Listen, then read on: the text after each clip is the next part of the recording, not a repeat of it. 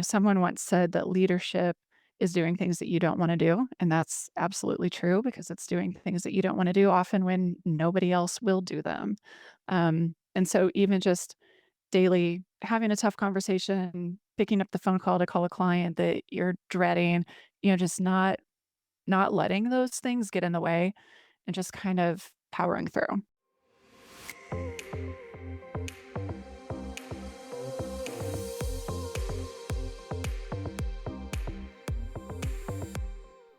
Welcome, everyone, to Breaking Ground Women in AEC Leadership podcast.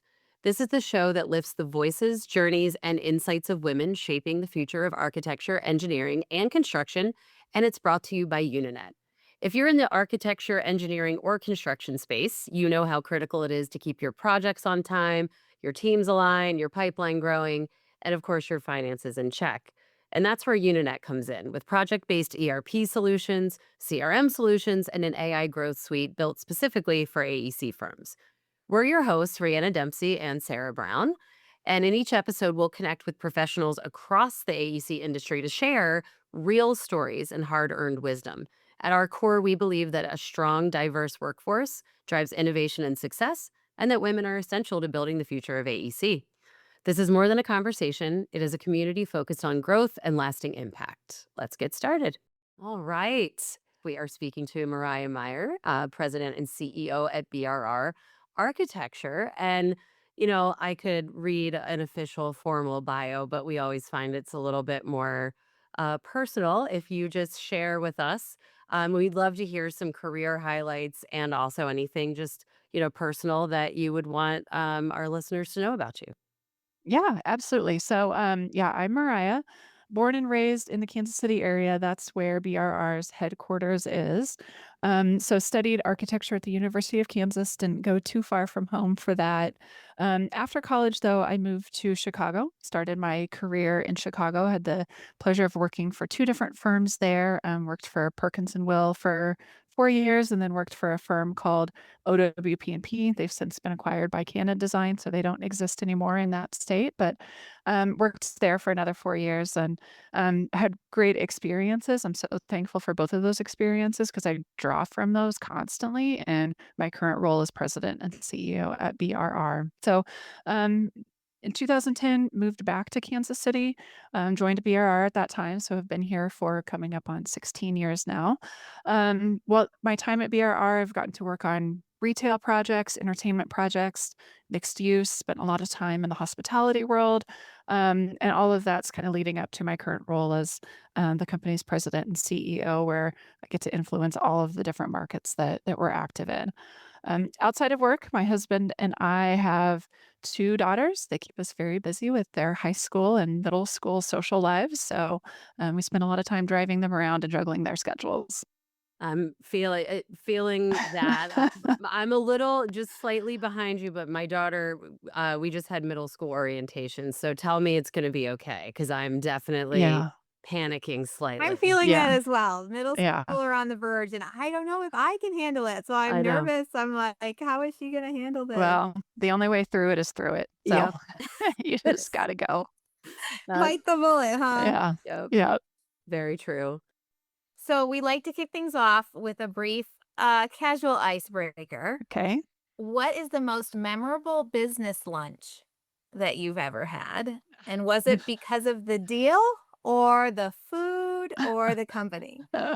So this is kind of a funny story. It was several years ago in Las Vegas, and we were there for a conference. So a few colleagues of mine, one of my superiors, and he was totally out of his element. Being in Vegas, being at a sushi restaurant, the clients that we were entertaining had chosen the place, but this guy's kind of a Kansas country boy, and knew what he was supposed to do, but you could just tell that he was so nervous. He just told the waiter to bring whatever he wanted because he didn't know really what he was ordering off of this, Vegas sushi restaurant. And so more things just kept coming and his eyes got bigger and bigger, and he picked up the check, and I don't think he had ever I don't think he had ever seen a bill that high. But, anyway, we were teasing him after the fact for being so out of his element. So but Oh my it was gosh. fun. Yeah. Oh, no, that's where his controller or CFO, hits him up later and goes, "So, about that What was sushi, this? What was what was this?" I Oh, can that's I awesome. tangential, very short, ridiculous story. My stepdad was telling us he also was at a sushi restaurant and thought that, like, not his favorite type of food, Yeah. thought that the wasabi was guacamole. And Oh, of course, no. my husband and I are like, they don't normally serve guacamole at sushi Right. places.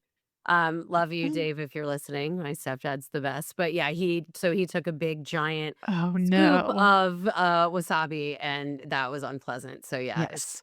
gotta be careful at the Yeah. Japanese restaurants if you're not used to the cuisine, so Yeah. Yeah. well, any project in particular that you're proud like, super proud of, or one of the most fun projects that you guys have, Yeah. delivered? Yeah, there's a couple that stand out, and honestly, the most rewarding have been the most challenging. Mm. There's one from kind of a throwback. AMC Theaters was a big client of ours for a while, and we would go into some of their most difficult projects, most difficult properties, and then do facelifts, renovations. One of the most challenging projects was an AMC theater at Roosevelt Field Mall on Long Island outside of New York City, and it was, I mean, just from, I won't go into the details, but the start to the finish was just a total transformation and took one of their lowest performing properties into one of their highest performing properties. And so we kind of took down some exterior walls and reskinned the whole building, put on some, exterior corridors that were encased in glass. And so just totally transformed that property, which was really rewarding to see. There were times throughout that project where, the project architect and I were kind of wondering, like, is this even possible? What are we thinking? There's no way this is going to happen. And we made it happen. And then another more recent project, we just completed the Compton Hotel in Bentonville, Arkansas. Just celebrated their grand opening at the end of last year, and that was a long project. I think we worked on it for a total of 6 years. Maybe Wow. maybe it even got up to 7, but anyway, it was, just from, again, where that project started to where it ended up, it definitely had a journey and a life of its own. And we just got word last week that it was nominated for a design award with HD Wow. Hospitality. So yeah, that's really exciting, and we'll find out more about that in Vegas in the coming months. So Awesome. That's yeah, great. That is very cool.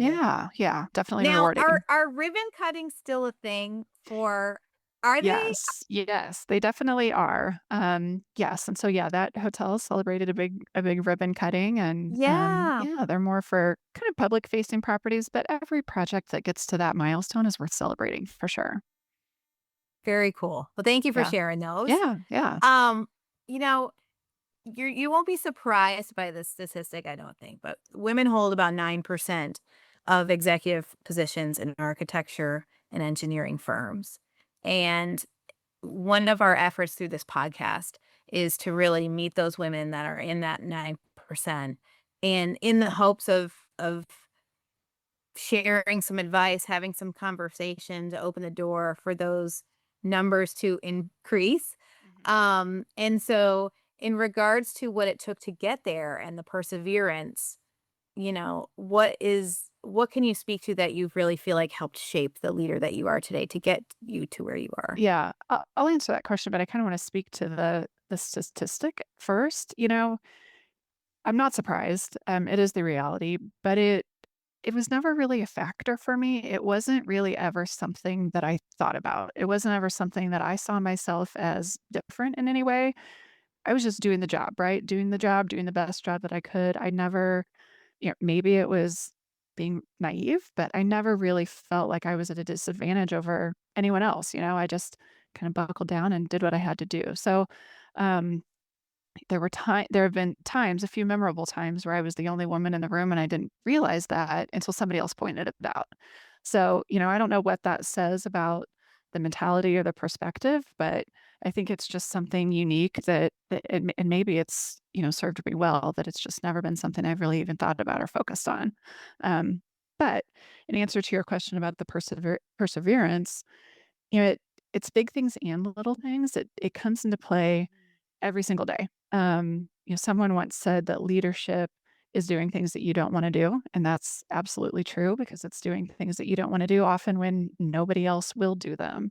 And so even just daily having a tough conversation, picking up the phone call to call a client that you're dreading, just not letting those things get in the way and just kind of powering through. So it comes up in the little things, but I did wanna share a story about kind of a bigger example of perseverance, and this is kind of throwing back to 10 years or so ago, and I wasn't in the position I'm in, obviously, but, we had with the work that I was doing, I kind of realized that we needed to make some pretty big changes with how we were delivering projects at BRR.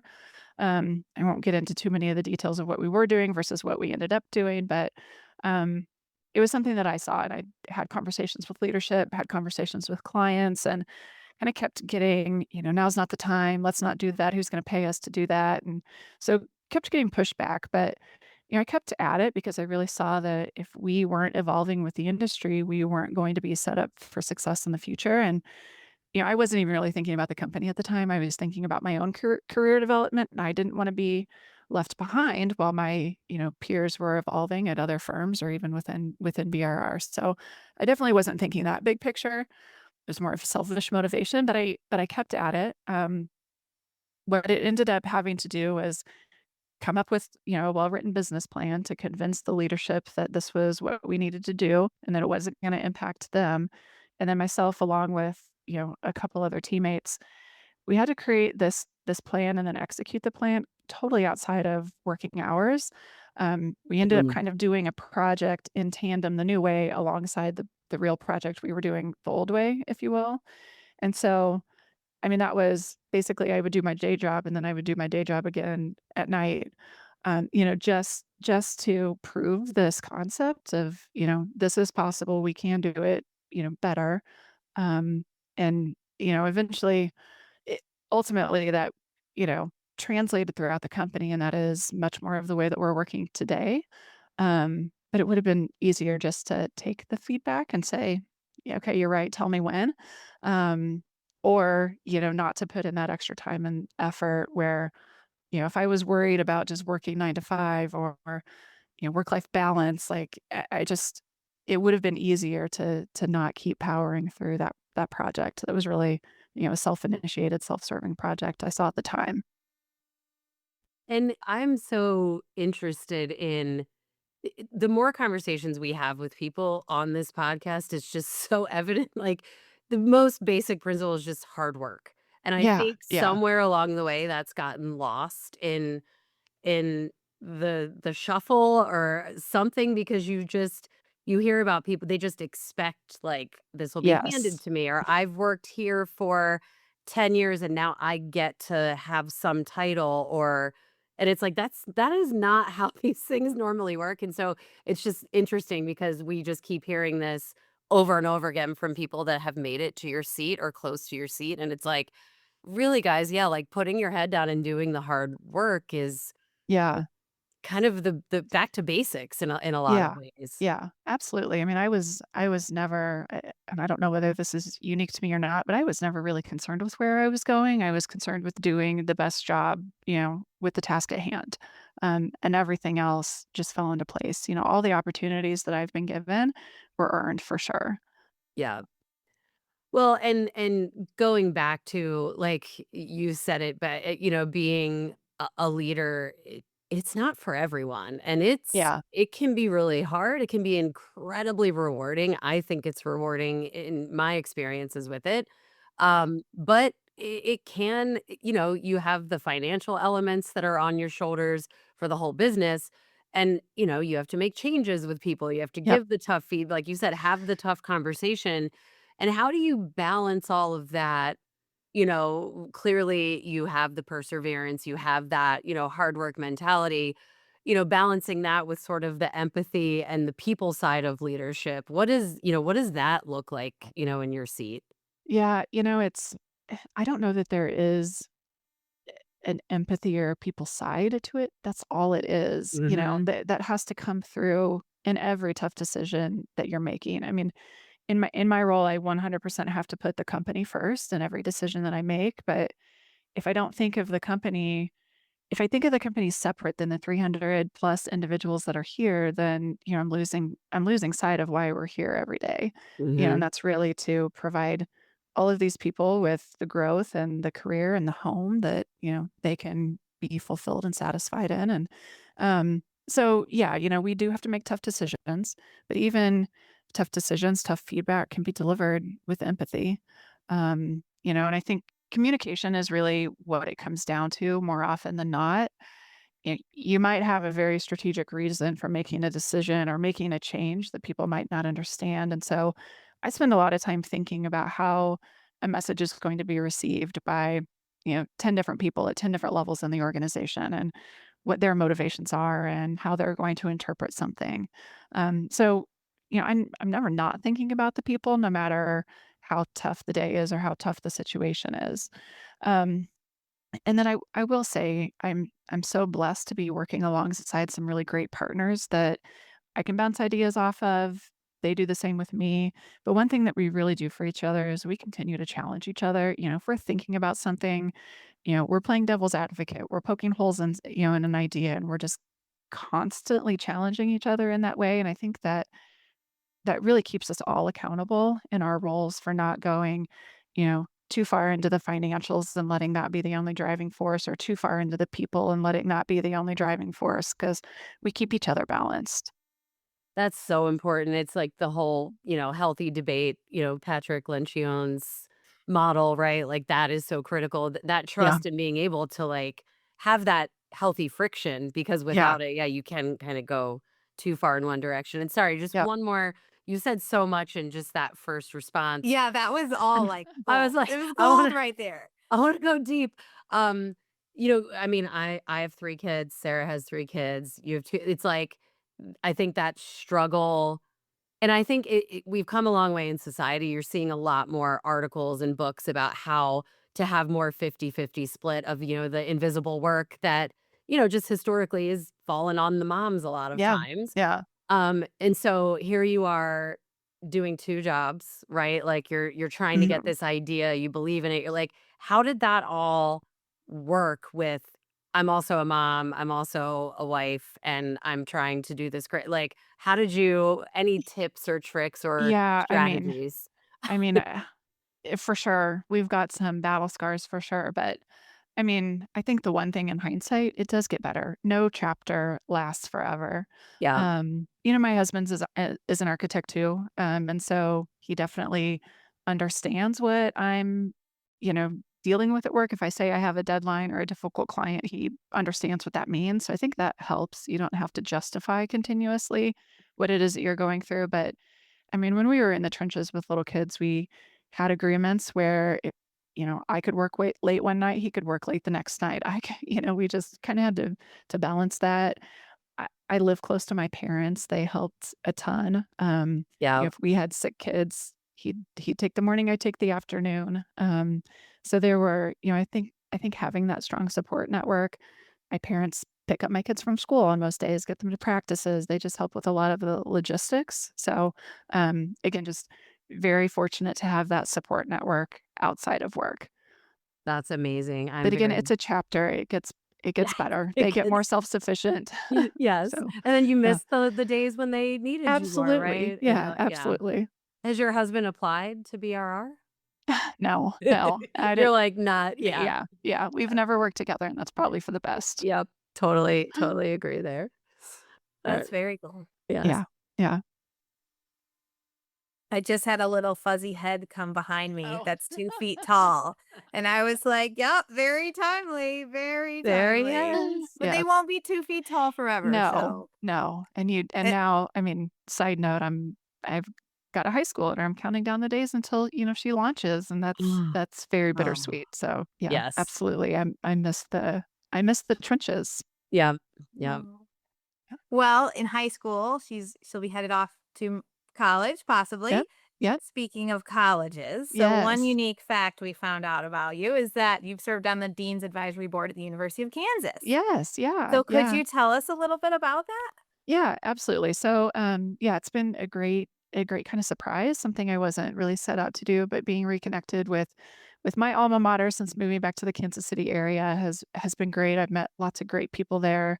Gotten to work with professors as well as the administration of the school. And so the purpose of the advisory board is really to advise the college on what we as professionals think they need to be focused on to graduate architects that we want to hire. And that's at a high level, there's more to it than that. We have opportunities to engage with the students and mentor them as they get ready for their career, but, ultimately, the dean of of the school is pulling us in to advise him on his mission. So, it's been just great to kinda see behind the scenes of how universities work, the people that are involved. I've gotten to connect with lots of professors, work on some different initiatives related to scholarships and student engagement and student support. So that's been rewarding. And then connected with lots of students from a mentorship relationship. So every semester I've got a couple, and also selfishly it gets me back up to campus. I get to get to go back up to campus and meet with them, and it's always great to be back in Lawrence. I love that. Yeah, That's very cool. yeah. Is there something that you feel like recently or maybe this past fall, um, that you felt like imparting to those students about, preparing for graduation or getting that first job? Yeah, it's funny, I wasn't really expecting this. We have so many conversations around AI in the workplace, and I know you guys too do too, just with the line of work that you're in. And Only like every hour. right, exactly. And Just that. I mean, we've talked about at the advisory board level, we've talked about AI, and it's everywhere. There's no denying that. But I had a student ask me if I would be able to tell if they used AI for their portfolio, and it kinda caught me off guard because it Ooh, just keeps coming into these conversations where I'm not expecting it, whereas, a portfolio is, a representation of the work that you've done. And so, anyway, it was an interesting conversation about what was a tool versus, a misrepresentation. And so, um, again, kinda just gave them my 2 cents on that and what the right balance was, but, wasn't expecting that one to come out of that conversation. that is I feel like we could definitely have a whole Yeah, we could conversation about definitely this go down Yeah, that topic. road quite a yeah, bit. I right, feel like right. even personally, so we're looking at building a house, and my husband is obsessed on staying on the front lines of all things AI.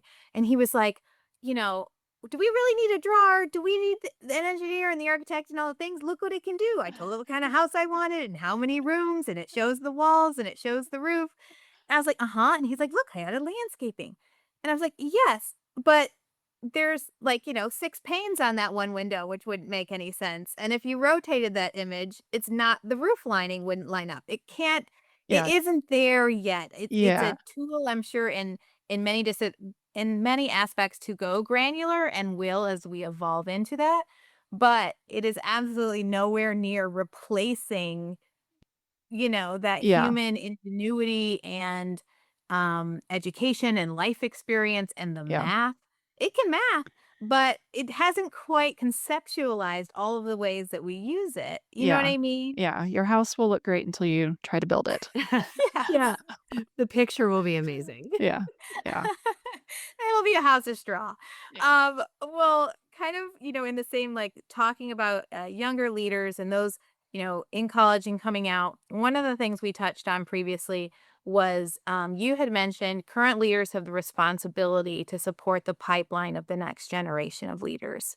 And I feel yeah, like that's such an inspirational quote. I'm definitely gonna LinkedIn that one.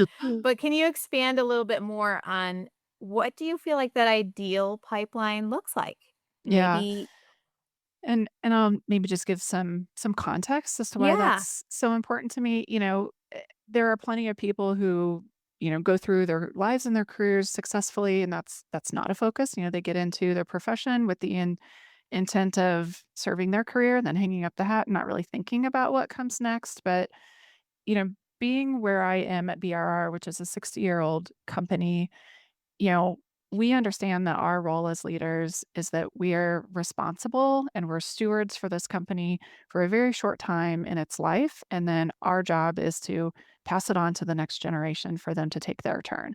And so when we think about that through every aspect of what it is that we do. We're training people, not necessarily always to be great leaders, but even just to be great architects. There's such Mhm. a history of apprenticeship in this profession, in this field, and um, I think that gets into the root of why we do what we do, and one of the most important ways to give back. So that's where I'm coming from. I mean, selfishly, yes, I need somebody to, take their turn so that I'm not sitting here forever. But on the other And hand, you on need the building to a not fall down. right, right. But yeah, on a bigger level, I think it is a responsibility that we all should take seriously. So um, the good thing is that we've got lots of great people. I think, going back to that hard work, that definitely is something that I wish more younger people realized. Not just working harder all the time, but working smarter. We've got everything under the sun. We've got people who will work till 2 a.m. every day, but they're not necessarily being effective, or they're not working through others. And then we've got people who want to work too much through others and they don't want to do anything themselves. So kind of just finding that right balance. Of hard work, but also impact. Spend a lot of time here at BRR talking about what someone's impact can be and how Mhm. they can increase their impact while potentially decreasing their effort. So kind of just working through that balance. But um, you know, people are just thinking about getting the job done, doing what they're asked to do, leaving at 5. There's a lot of talk about that work-life balance where I've always believed that the work is what allows for the life. So I mean, I want everybody to be happy, healthy for sure. But I it's not always going to be 50-50. It's rarely going to be balanced. Yep. That I you always you see the new work-life integration as Yeah. the new because it's the balance is and like you said, there's phases, like, if a project Yeah. needs to get done and you need to kind of ramp up, but then maybe you have a little bit of a Yeah. period where you can back off and you can take a little bit more time Yep. at home, Yep. but then it goes back and forth, so I think, Yeah. being flexible and the hard work element, I'm just, maybe it's just how I was raised too. It's like Yeah. you have to do the work and then, Yeah. good things will happen, but Yeah. I yeah. see people saying, one thing I always encourage people is to say yes to opportunities. You never know what's going to happen. Say yes, give it a try. When you're young in your career, you should be trying everything. Mhm. Um, and I, maybe to a fault, jumped into too many things without even thinking. It was just like, sure, I'll try that. Or can you take this on? Yeah, I'll figure it out. I'll make it work. And I just see a lot of this contemplation of, is that's what's best for me? I don't know. Can I do this? I don't know. Just go for it. And I would say, again, I don't like to make generalizations about women in general, but as a woman, I think I can. My observation is we just have worse imposter syndrome Yeah. than men seem to have. Like they seem, oh, I only fit that one thing. I'll apply for that role or I'll put in for that promotion. And like we're Yeah. like, let's think about all the reasons why it might not be perfect. And it's like we need to Yeah. get out of our own way sometimes. And like you said, just like go for the thing and not be Yeah. so worried about everything not being perfect. And I'm again speaking from experience. Yeah. I But used to do there that badly, yeah. And there is a fair amount of fake it till you make it. I'm Yeah. not gonna lie. There Yep. just is. So 100%. Well, and the thing I just love these industries, it's my dad has a construction firm that he started 30 years ago. My cousin is now at the helm there. My husband works there. So I made the comment about, does your husband, because I was like, I'm not working there if you're yeah. there. We're just Right. not Right. doing that. Yeah. But you're like I just feel like it's refreshing because I think there's a lot of in the business world, I mean, I don't think there is in the business world. It's just we're doing this for money. We're doing Yeah. this for as much profit and the quickest amount of time. And we're not thinking about, like, I just love it because so many AEC firms that we get to interact with in, our role as a software company, you just hear that so often. It's like we're thinking about the legacy and Mhm. that impact. And it's not just about the money. Like, yes, we need to be profitable. Our projects need to have good margins or we won't Yeah. have a business. But like, it seems like there's just this thread of we are focused on the next generation and making sure that you're here in another 60 years and that Yeah. continues. Mhm. And it's just, it's refreshing because it's not every industry. So I really Yeah, love I that. think it comes there are very few industries that are truly service providers. I mean, the only thing that we sell is our time. That's the only thing. I mean, you can't buy something that we make off of a shelf. Yeah. We can't mass produce anything. So when it comes to that, I mean, humans really are at the core of everything that we are here for. Yeah. You know, every hour, every thought, every effort is really what our commodity is. Yeah. So if we don't take care of that, then it's not gonna be great for the next generation. Yeah. Well, I feel like we could definitely keep going. Yeah, All this is always the problem Sarah and I yeah, have. I Like, know. this could be a 2-hour episode, right? People will Yeah. listen for 2 hours. Um, and I feel like there's a lot of things we could take out of this conversation that could fit this answer here. But if you had to choose just 1 or 2 lines of advice that you want to leave us and all of our listeners with, what would be kind of something that you'd wanna leave behind? Yeah, I mean, other than saying yes, I really think it's to be curious and to stay curious, about people, about the world, about processes, read a ton, kind of, be a lifelong learner, and embrace that. I think as architects, we really are inherently curious people. Um, Wheels are always spinning around, what the world could look like, or what's behind that door, what's around that corner. But I'm really afraid that that curiosity is being lost. The world is too busy, and there's too many things coming at us in too many different ways, and at risk is just those quiet moments of wonder and Mhm. of, wondering why or what if. So I think just that curiosity is important. It's important for innovation. It's important for change. It's just important to bring new perspectives to the work that we do. So that deeper understanding of the world around us is going to allow, for better architects, better individuals, and better people all around. So stay curious. I love that. Well, Mariah, thank you so much. It has been super um, fascinating and interesting to hear your story, and just great that you decided to join us today. I know you're Yeah, probably very busy, so appreciate it, and we just wish you all the success at BRR and beyond. And thank um, you. of course, we want to thank our groundbreakers, all of our listeners. Thank you for listening today. And if our episode resonates with you, please make sure to follow, leave a review, or share it with someone in your network. And if you have a story to share, please send us an email. Our contact information is in the podcast bio.